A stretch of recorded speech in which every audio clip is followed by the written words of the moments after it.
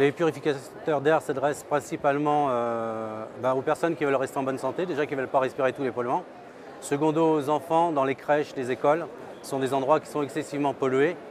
Ils peuvent s'adresser aussi aux enfants qui ont un terrain prédisposé à l'asthme. Donc ça, c'est le rôle du pédiatre qui devrait au départ, informer les gens. Et puis en dernier lieu, concernant le grand public, aux personnes qui sont allergiques asthmatiques. Afin d'éviter de continuer à avoir un stress respiratoire, on va purifier tout l'air et permettre à la personne de respirer un air sain. Oui, les grandes agglomérations sont plus polluées et plus nocives pour la respiration, tout simplement parce qu'il y a une grande activité. Donc énormément de microparticules dans l'air et beaucoup d'ozone. En 2003, par exemple, il y avait des taux de particules de plus d'1 million en 0,3 microns par litre. Donc ça va directement dans les alvéoles du poumon et ça va dans le sang. Un purificateur d'air peut aider à guérir l'asthme dans la mesure où on va retirer tous les agents qui vont être déclenchants. C'est-à-dire que tous les allergènes vont être filtrés, donc la personne va respirer un air complètement dénué de particules. Donc plus de stress respiratoire et naturellement une évolution vers la guérison.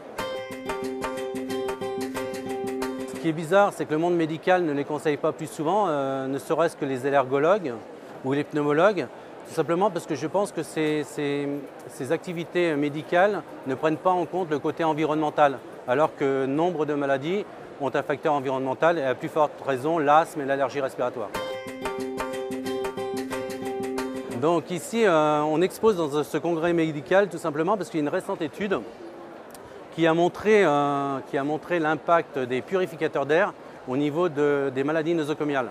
On réussit, par rapport à l'aspergillose invasive, on réussit à supprimer 50% des cas. Donc le portatif, c'est une nouvelle étude qui a eu lieu à l'hôpital général de Singapour et qui met en évidence l'importance de mettre des purificateurs d'air dans les chambres des patients. On peut s'en servir pour la dentisterie. Par exemple, tous les dentistes vont respirer des vapeurs de mercure qui sont vraiment très toxiques. Il suffirait de mettre un purificateur d'air avec un FlexVac pour pouvoir supprimer les risques. Alors les purificateurs d'air ICARE fonctionnent par étage.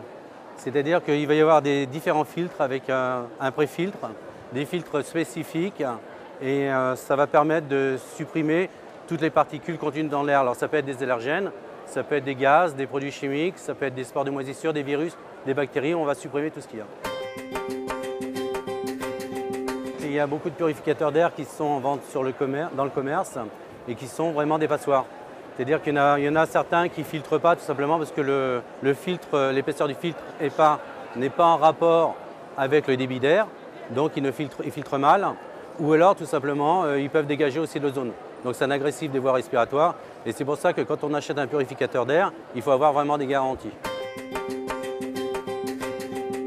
Alors les purificateurs d'air ICARE sortent un petit peu de la normale, tout simplement parce qu'ils ont une ancienneté. La maison ICARE, ça fait 40 ans qu'ils sont dans la purification de l'air.